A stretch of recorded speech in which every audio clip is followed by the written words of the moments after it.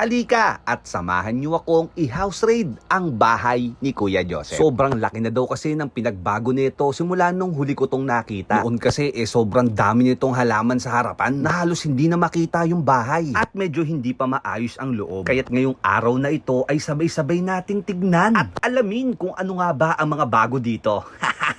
Ang una ko agad napansin ay sobrang linis na ng harapan nito at wala na yung mga nakahambalang na mga dahon. At meron din sila ditong mga dinagdag na mga ilaw na galing sa Shopee. Ito nga palang isang to ay 180 pesos. Sobrang ganda ng itsura. Akala mo mamahalin talaga. At dagdagdag nga din pala sila dito ng ilaw para sa mga halaman na nagkakahalaga ng 150 pesos ang isa. May nilagay din pala sila ditong mailbox na nagpaganda ng design ng pader. At ang presyo 380 pesos sa Shopee. At may ilaw din dito sa taas ng poste na nagkakahalaga ng 360 pesos. O diba? Sobrang bangis. At pagpasok ko nga dito ay napansin ko agad yung ginawa nila dito sa isang to. Yan yung isa sa mga pinutulan nila ng sanga na humaharang sa bahay. Pero tignan mo naman, nilagyan nila ng mga Chinese paraphernalias. Pero wag ka, pampaswerte yan. At ito pa ang isa sa mga pampaswerte ng bahay na to. Bukod sa grotto ni St. Francis of Assisi, andito rin si Kaimong na umiechas ng mga gintong barya. At yung sampayan, maayos na. At napansin ko rin na meron silang bagong nilagay dito sa harapan na para bagang folding tarpaulin na nagsisilbing payong kapag katirik na tirik ang araw. At ito nga pala si Ate Joanny. Medyo mahiyain sa camera pero may masarap na dala. Ang ipinagmamalaking kutsinta dito sa Malagasang. At halika, tuloy po tayo. Pagpasok ko pa lang ay kapansin-pansin na umaliwalas, luminis at bumango ang bahay na ito. Mas nagkabuhay at mas naging moderno ang itsura. Tignan nyo naman tong halaman na ito. Mukhang masaya at nakangiti. Ang ganda kasi ng tama ng araw sa kanya. At napansin ko rin na meron silang nilagay ditong chandelier na napakaganda, elegante at pangmayaman. Ang presyo kasi nito ay 1,899 Saudi Riyals. Na kapag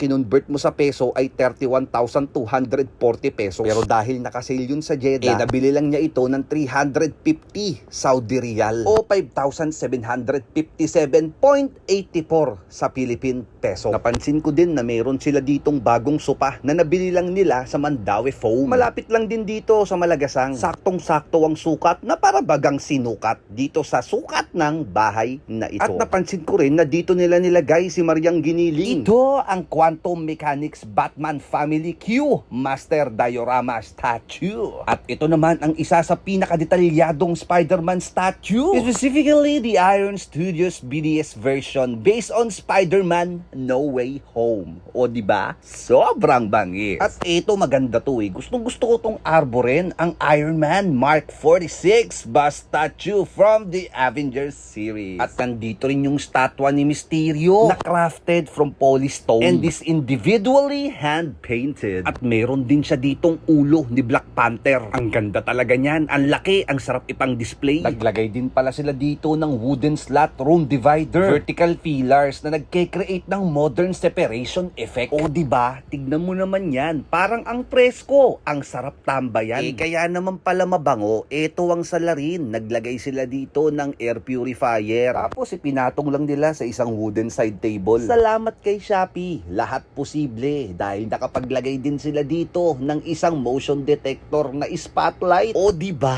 Sobrang bangis. At hindi naman sa pagmamayabang. Ito nga pala si Uncle Cabron, ang valedictorian ng Jose Rizal University na ipinagmamalaki ng aming pamilya. Mukha lang yang tulala pero matalino yan. At syempre another Santo Niño para mas i-bless ang bahay na ito. At dako naman tayo sa hapagkainan na hindi masyadong prepara. At halata din naman na hindi nila alam na iha-house raid ko sila sa araw na ito. Paano ba naman? Ultimo yung placemat bago at may tag price pa.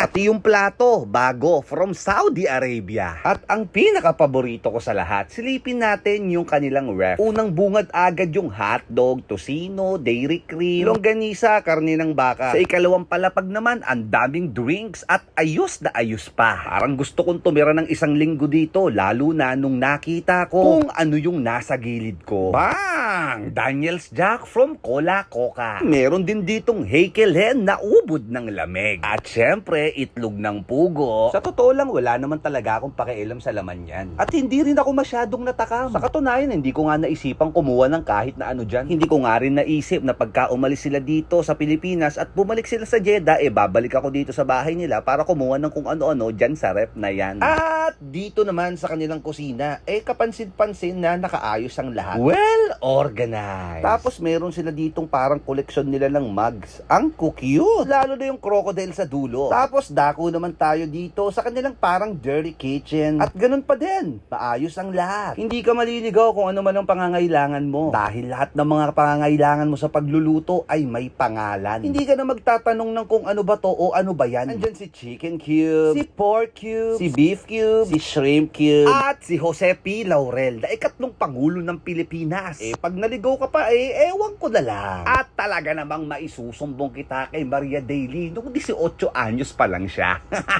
And that's all for today's video. Sana nagustuhan nyo tong episode na to. Ang pinakaunang house raid dito sa ating channel. At syempre may kasunod pa yan. Abangan nyo din. Kaya't kung gusto nyong mapanood ang ating susunod na house raid, please don't forget to like, comment, share, and subscribe dito sa ating YouTube channel, The Medj TV, at sa ating Facebook page, Sus Maria. Yo, once again, this is Medj TV, and see you in our next vlog. Peace out. Thank you very much. Bye-bye.